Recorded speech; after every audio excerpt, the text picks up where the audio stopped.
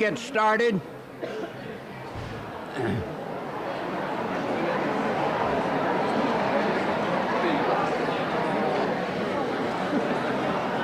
If we could have your attention, please, we'll get started.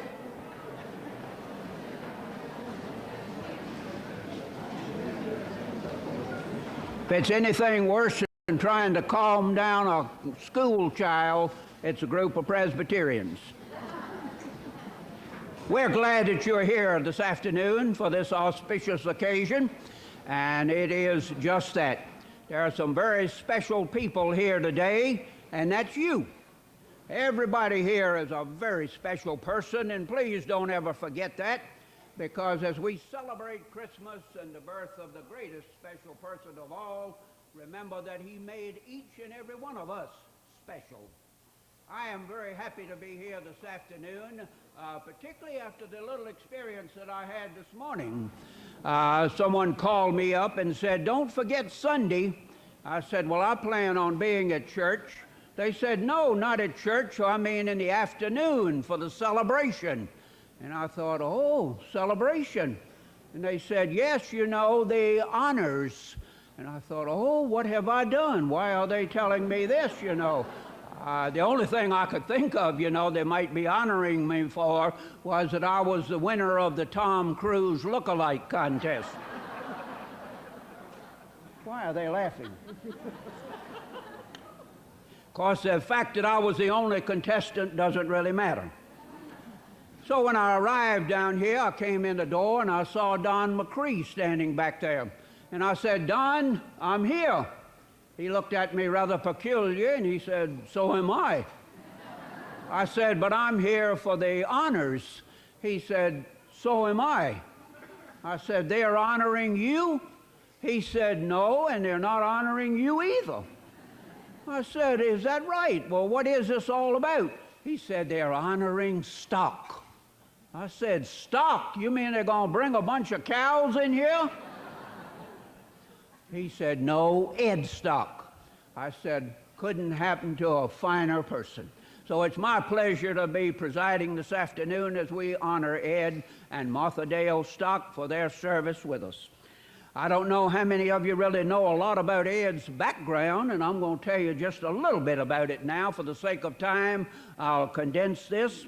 As you probably know, as having heard Ed say this, that he was born in New Orleans, but this took place on September the 9th, 23rd day of December, the month of September, 23rd day, 1937. And I'm sure his parents, Edwin and Thelma Stock, were pleased as he came into this world, and they had a bouncing young boy. It was 2 or 3 days, I understand, before he quit bouncing, before they really knew that they had a son. He has 2 sisters. His 2 sisters, Dorothy and Shirley, so they have a boy in the family at that time. He had attended the public schools of New Orleans and then went on to Southwestern, which we now know as Rhodes College, and then he went to Union Theological Seminary for his Master of Divinity, finishing there in 1962, and then spending a year in 1963 at Yale, and then later getting his doctorate at Louisville Presbyterian Theological Seminary in 1979. He was ordained in the New Orleans Presbytery in June of 1962. Probably the most momentous occasion in his life came in 1962 also, when he married Martha Dale Johnston. They had 2 children that you've heard Ed and Martha Dale speak of course. Edwin III, who lives now with his wife Connie in Collierville, Tennessee, and Sarah Dale Stock Mills, who is married to Anthony Mills and lives in Austin, Texas. Ed went on at college and lettered in football and track and field. In fact, I understand that Tulane was really interested in Ed when he was only 5 years old, because at that time he weighed 95 pounds. However, he chose to go on to Southwestern and has been a football advocate since that time. And we are very pleased that Ed chose to end his career here at our church, and it has been a grand and glorious occasion and time for each and every one of us. When he came here, it wasn't like the one preacher that I heard about, where he had been there only a week or two, and he was greeting people at the door. And one fellow came by, and he said, "That really wasn't a very good sermon." And he looked at him kind of peculiar, went on greeting a couple of other people. Pretty soon, the same fellow was back in line again. He said, "You didn't spend much time on that sermon, did you?" He looked at him again and wondered, what in the world? And before he could figure anything out, the fellow was back in line the third time. And this time he said, "That's about the sorriest sermon I ever heard in my life." So he saw one of the elders standing over there, and he called him over. He says, "Who is that fellow over there anyway?" The elder said, "Oh, don't pay any attention to him." Said, "That's Jimmy. He just goes around repeating everything he's heard."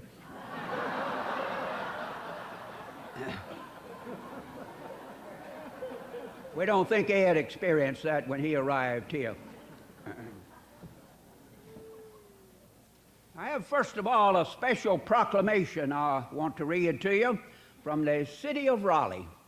Whereas Edwin W. Stock, Jr. has faithfully and honorably served as minister of Word and Sacrament since 1962 within the Presbyterian Church USA, and as pastor, head of staff at the First Presbyterian Church of Raleigh since 1988, and whereas under Dr. Stock's leadership and guidance, First Presbyterian Church has expanded its outreach ministry to the poor from its location in the heart of downtown Raleigh. And whereas Dr. Stock has been actively involved in serving the citizens of Raleigh while promoting downtown programming and development, and has rendered outstanding service to members of his congregation, Peace College, the Raleigh Correctional Center for Women, and the entire Raleigh community. And whereas Dr. Stock has served with distinction in positions of leadership within New Hope Presbytery and is retiring from the active ministry effective December the 31st, 2002. Now, therefore, do I, Charles Meeker, Mayor of the City of Raleigh, North Carolina, hereby proclaim December the 15th, 2002 as Dr. Edwin W. Stock, Jr. Day in Raleigh, and encourage every citizen to acknowledge Dr. Stock's service to our community.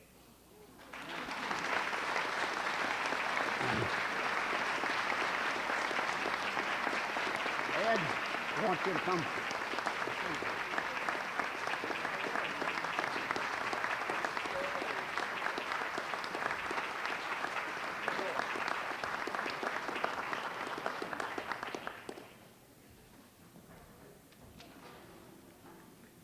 We have some other people that are going to say a few words about you, Ed, and they promised me, some of them, that they would probably be some good words, too. So we are very happy, and we're going to call on these various speakers now, and they will try to keep their remarks limited so we can get to all of them. And first, we're going to hear from Dr. Sigmund Rhee, who is the past moderator of the General Assembly. Dr. Rhee?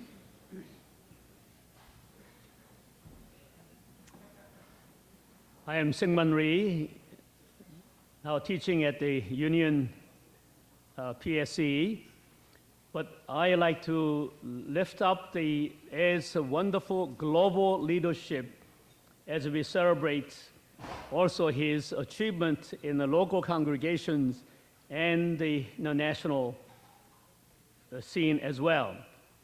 First of all, he was in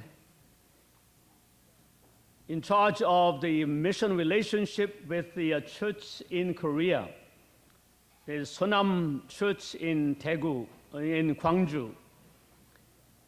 And he is that person who has a world vision, the global vision of the church, to establish the partnership relations with the churches in Korea. As all of you know, in this church, that partnership has meant so much to the people in Korea, and particularly the church in Gwangju. Secondly, I like to lift up his leadership of a global mission in Bolivia. Many of you know that through this church and through his leadership, the mission work in Bolivia has developed to such a successful result. In partnership with the church from Korea and this church, he has led the mission work in Bolivia. There are now some 700 students who are educated through that school, which was established. And also, the medical work is being done, as well as a social work there. He has been the pioneer, therefore, in bringing the wonderful mission work in Bolivia with this church's partnership.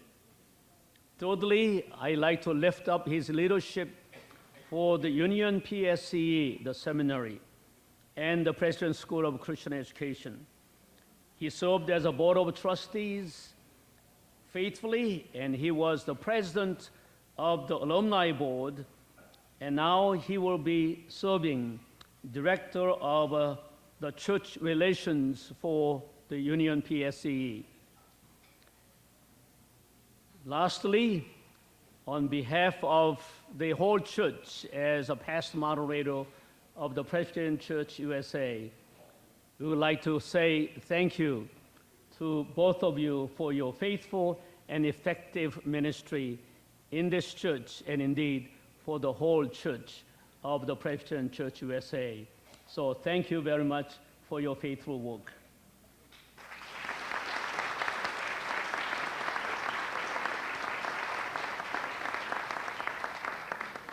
Before we continue, somebody dropped this bracelet in the parking lot. If anyone recognizes it,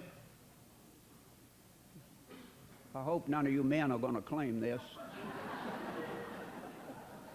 A little too feminine looking. But it is here, and we'll hang on to it. Next, we're going to hear from Dr. Ben Ferdon. Most of you in our church, of course, know Ben as an elder in this church, and he is Dr. Stock's physician, but also a graduate of Southwestern. So, Ben?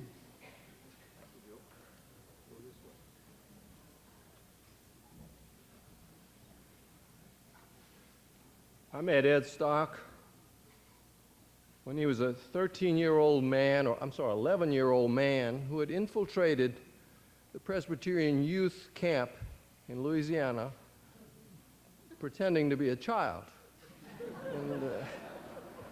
And he was obviously mature beyond his years. What George said is certainly true. He was a man-child, and his strength and his maturity and his diligence and his organizational skills were all apparent at that early age.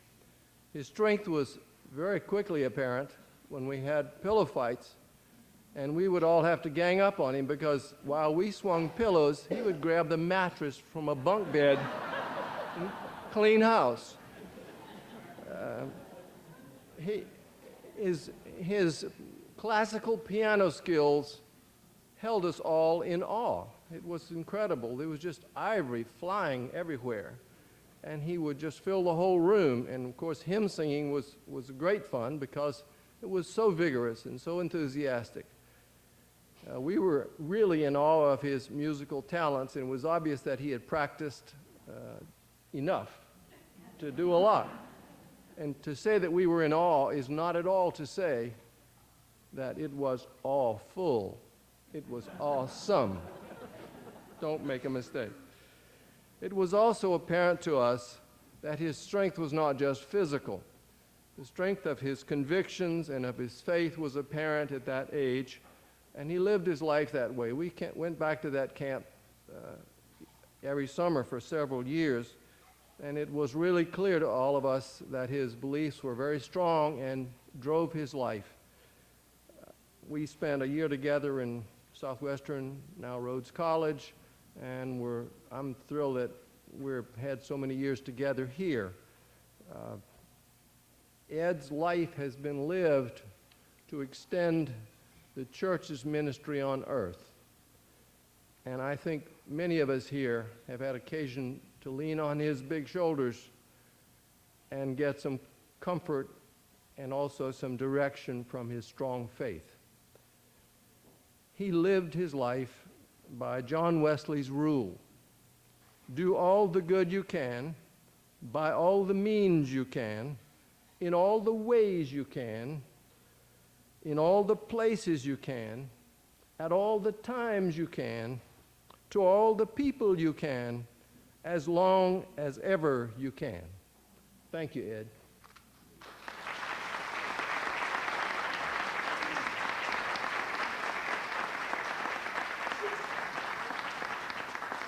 And next we're going to hear from Dr. Bill Stewart, retired Admiral and Navy chaplain.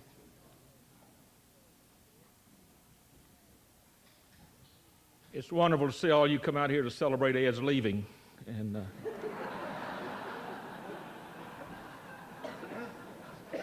Ed was born in Louisiana, where the state flower is a styrofoam cup. If you've ever been down there, you know that.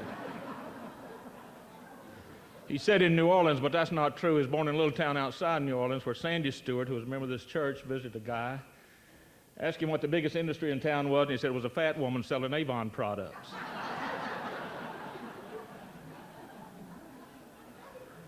I knew Ed in college. I knew Ed in seminary. I've known Ed since then. He was astounding. You could be talking to him in college. At 7:30 at night came, he said, broke the sentence off in the middle of it and said, I got to go study. It was right boring in college, to be honest about it.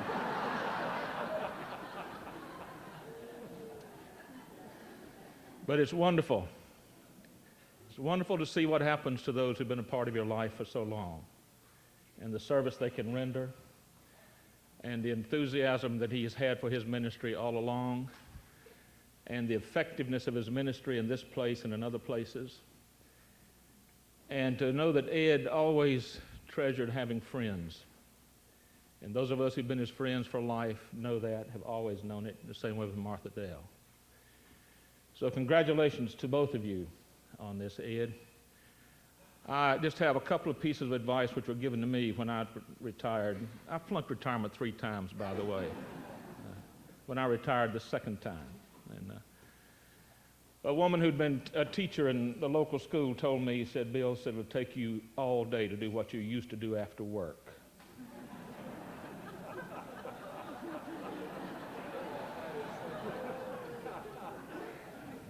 And she's right. And then one of the great elders I've ever had in one of the churches, when you're in the ministry 40 years, you have a dozen or so elders who are just absolutely head and shoulders above anybody else. And this was one of those. And I retired, and we were playing golf together, and he said, you'll get dumber. And I said, what do you mean? He said, yeah, you get dumber. You won't be able to remember your name, won't be able to remember anybody else's name, won't be able to remember what you went to the refrigerator for, won't remember anything. He said, you'll just get dumber. You won't remember all those things. Now, what was it I was saying? Much love to you, Ed, Martha Dale. And I know you'll have a great retirement. But don't forget us here, because we have the watermelons, okay?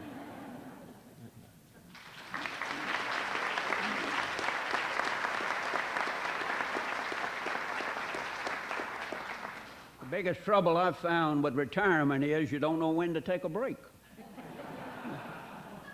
We're going to hear next from Dr. Scott Woodmansey, who is a retired minister, and hopefully he can give Ed some tips about retirement. Ed and I have been friends since high school days in the old Synods Youth Conference meetings in Monterey, and then at Union Seminary for 3 years. And we played flag ball at Union Seminary for recreation occasionally when we weren't studying diligently yet. And I was always glad to have Ed out in front of me when I'd try to throw a pass, because he was great at keeping the opposition away from you. In the dorm, Ed would warm up, and when he wanted a break from studies, he'd go up to the door frame and throw a forearm shiver against it and shake the whole building. Ed also is known at Southwestern, now Rhodes College, as being the only football player who was able to step on his own hand and break it.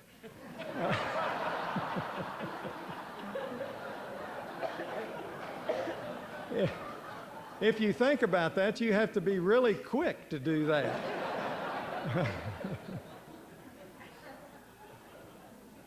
Ed, on a serious note, has been very faithful to proclaim the good news that Jesus Christ is the Lord of life. And he loves all aspects of ministry, preaching, teaching, counseling, visiting, and administration. And he knows that those different aspects of ministry feed on each other.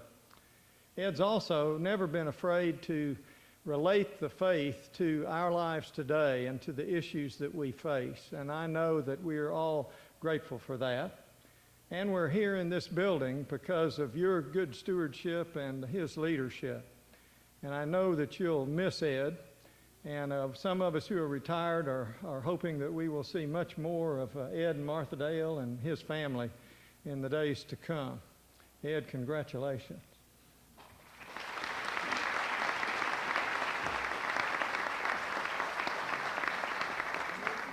And we'll hear next from our own executive presbyter, Barbara Campbell Davis.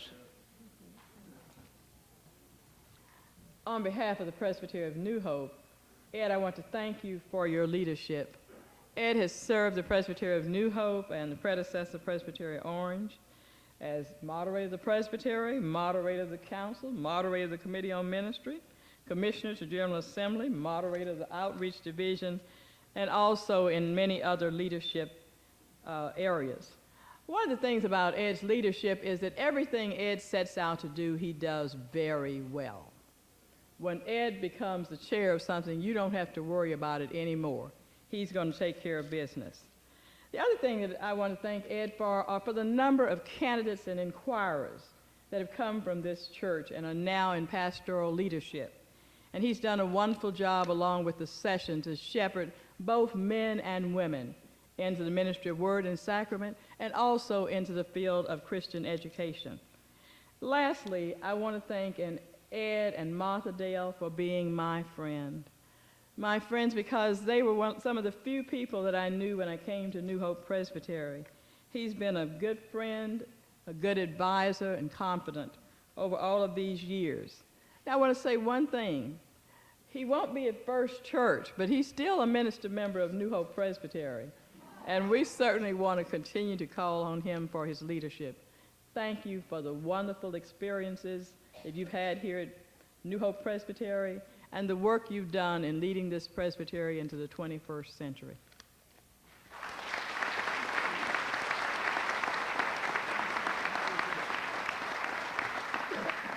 Now we'll hear from Dr. James Mays, retired professor from Union Theological Seminary.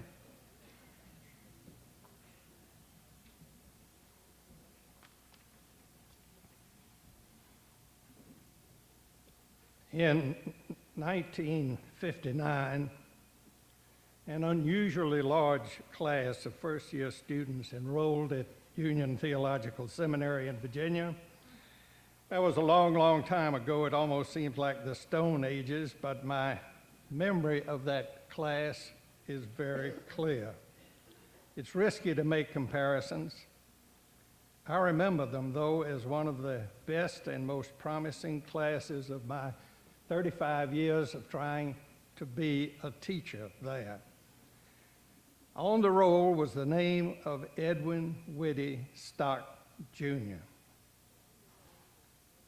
And certainly his years of ministry have confirmed and fulfilled all the promise that we saw in that class. A teacher begins with a class roll and then, session by session, learns to know the person that answers to the name.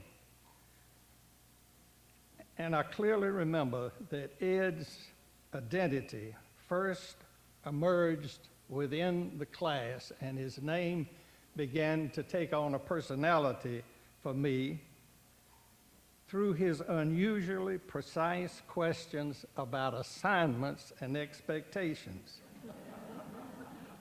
He would come up after the class was over and cross-examine me about just what it was I had said and just what it was I expected. He wanted to get it right. And that was and has been a characteristic of him throughout all the years and places of his vocation. He has assiduously and faithfully sought to get it right. During his student years, Ed and I formed a friendship that has endured. It's been a friendship that he has nurtured, and I want to say this to him, nurtured not just in a personal, but also in a pastoral way.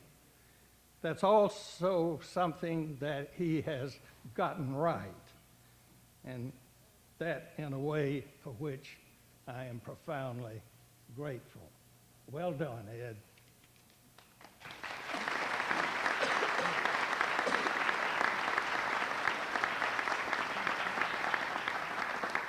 And now we'll hear from Dr. Garrett Briggs, elder in our church and former president of Peace College.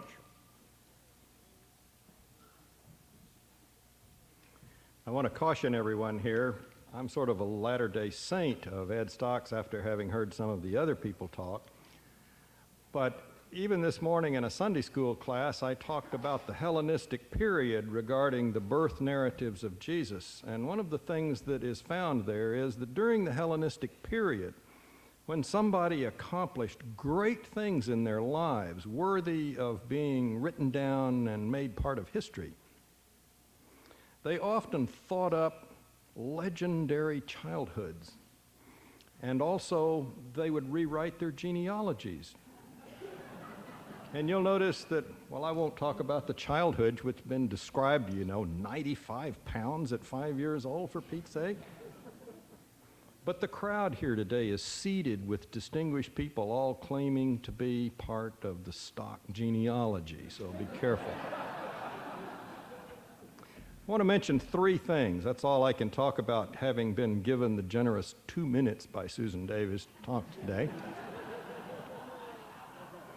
Number 1, on my first day in office at Peace College, which was almost the same time as Ed Stock became the senior minister here, Ed and I talked, and we remarked that it seemed that we were predestined to be friends and to collaborate together on our respective institutions. And I cannot tell you what a wonderful friend and helper Ed Stock was to me and to Ed and to Peace College all of this time.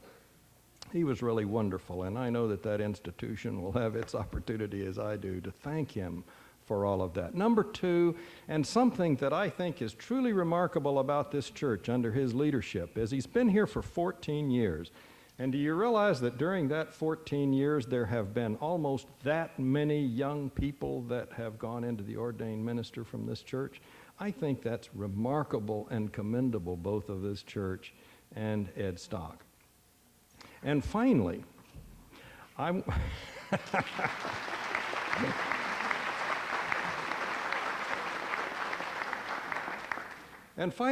to say that Ed brought with him probably the most wonderful first lady of this institution that could be imagined by anybody. Not only a gracious, lovely, soft-spoken person as Martha Dale is, but also one who is a really honest-to-goodness active participator, having at one time led the handbells. She was the Sunday school teacher when I came here, and she's continued on like that for the whole time that we've been here, the 14 or 15 years. So I'm glad to be one of those that has the opportunity to thank Ed and Martha Dale for all the wonderful things that they have done. Wish them Godspeed, and God bless both of you.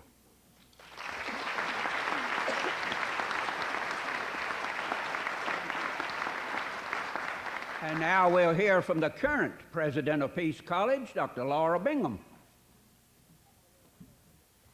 Thank you. Since I'm cleanup, I'm 30 seconds. So, Susan, I'm aware of that. Certainly, Ed Stock has represented Peace College as a trustee for 14 years, a little over 14 years, and as he did in his youth at Rhodes, he has done so with passion and vigor. And in the classroom, he has gotten it right for Peace College in all of his years of service. I think probably symbolically, Ed led the charge by First Presbyterian Church to give to the college in 1999 our very first mace, which is a symbol of academic authority used in ceremonial processes, procedures. And Ed believed that it was time that Peace have this mace. And so he set out to make this a reality, working with Lily Skoke. And he gifted, on behalf of this church, to Peace College a mace. It is very symbolic that on the top of the mace, there is a seal on the front and a seal on the back. So they are side-by-side seals. And one, of course, is the seal of Peace College, and the other, the seal of First Presbyterian Church. In many ways, that is his legacy at Peace, and Ed, we are forever grateful. I think I calculated in your 14 years of participating in commencement ceremonies on the grounds of Peace College, you have probably helped bestow over 1,500 diplomas to graduates of Peace. So we hereby inaugurate you a full-time ambassador of Peace wherever you may be. Thank you, Ed.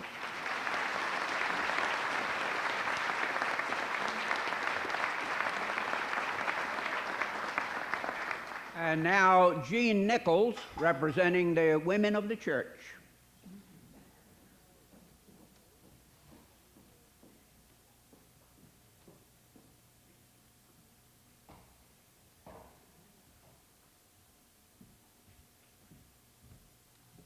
Years ago, when the search committee was seeking God's help in finding the right man to be our minister, we had a lot of difficulty making a judgment.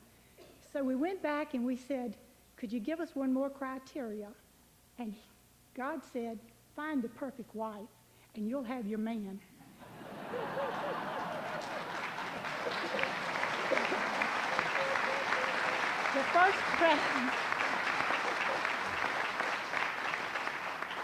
The women of First Presbyterian Church would like to give this small token of our love and devotion to Martha Dale.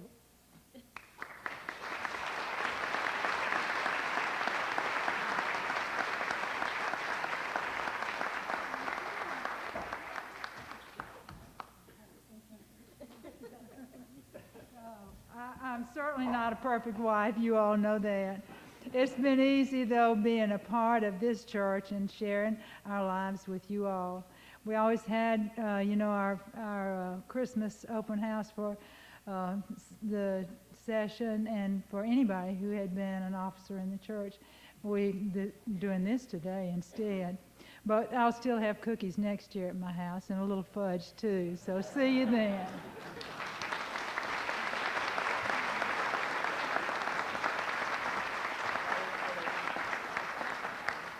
I didn't realize there was anything but perfect wives.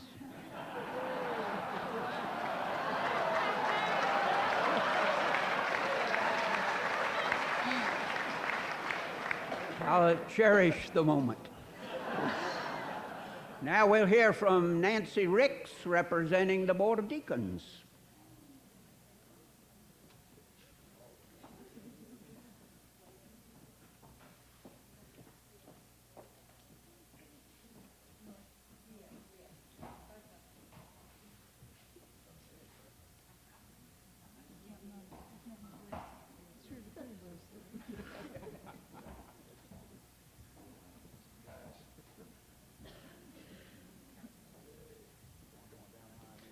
Good afternoon. Martha Dale, Ed. And in case there's any doubt, Martha Dale and Ed are the couple on my right and to your left.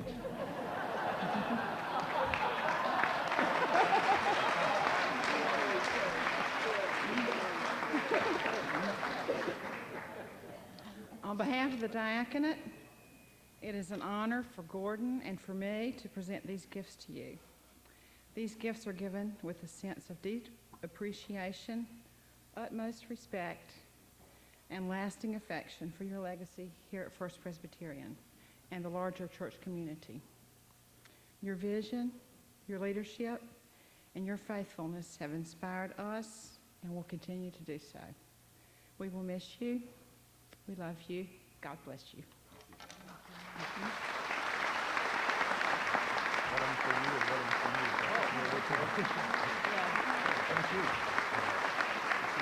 Thank you. Thank you. Thank you, Martha Dale.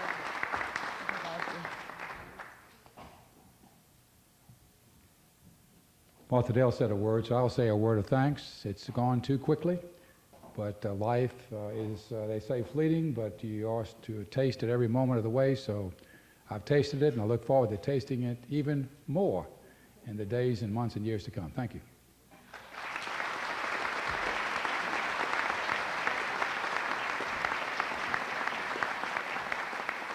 And we'll call on Houston Black, clerk of the session, representing the session and the church as a whole. Houston?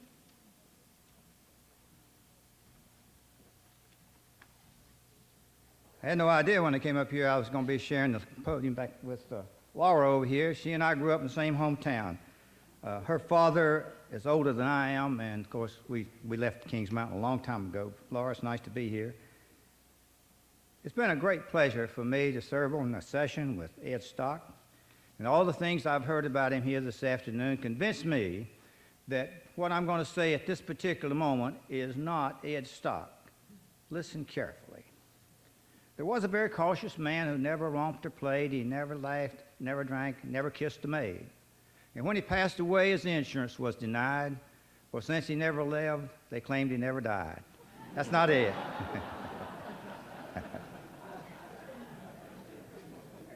So as a representative of the congregation and a gift which we'd like to share with him, I bring to you these particular words for Ed and Martha Dale included. But here's to our good pastor, Edwin C. Stock. He's a guy we really like a lot. In his future endeavors, we wish him well, and we're glad to know he'll still be here a spell. From a grateful congregation, we present this monetary gift, and to his wallet, we hope it will give a lip. From all his friends, and he has a slew, we fondly but simply say adieu. So here's to Ed and Martha Dale. May the future treat you awfully swell. God bless and Godspeed. We love you. Ed, if you come forward.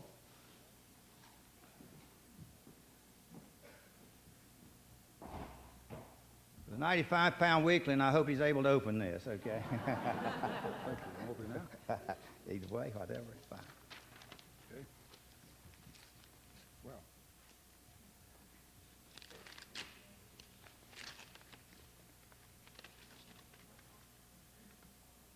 Take out a bunch of deductions. We thank you very much for this generous gift, and I know it carries a lot of love, and we thank you. We love you very much. Thank you very much. Thank you.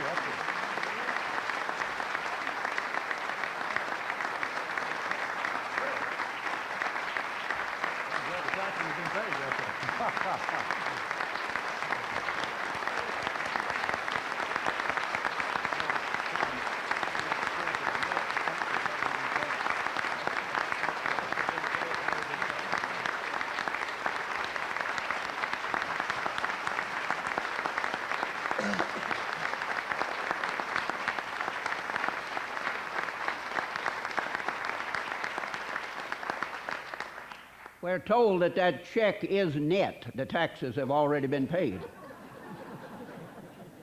That makes it extra special. As Ed leaves us, I hope nobody will be like the one lady I heard when a pastor was leaving a particular church and she was trying to say something else real nice. And she said, "We're going to miss you. It's been so great to be here." She said, "Why, before you came, we didn't know what sin was." So please don't make such a comment to Ed as he leaves us. It's been a great occasion. We particularly want to thank the person in charge here of this reception today. A word of thanks to Susan Davis.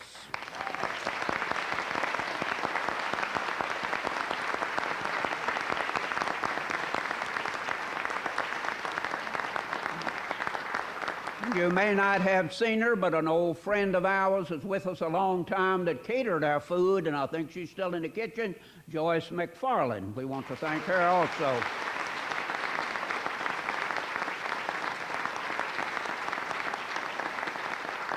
And finally, to all the volunteers that helped, and there were many, we couldn't begin to name them all, and I wouldn't attempt that, because when you do that, you always leave somebody out, and that's not fair. But to all the volunteers and everybody that had a hand in this, we say thank you, and to each and every one of you, thank you for coming, and Godspeed.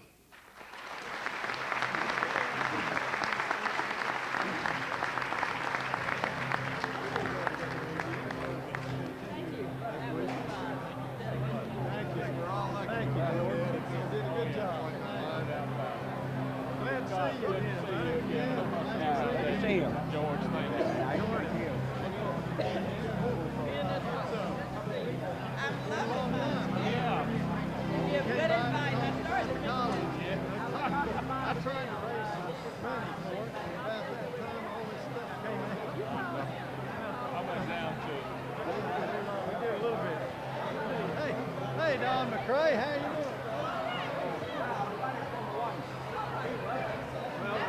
Good to see you again. I tell you, it's come a time when our generation is having retirement. It's hard to believe, isn't it? Glad you could be here. Thank you for your leadership, sir. Just fine. Just fine. Thank you, George. Same to you, buddy. Appreciate it. Hey, bud.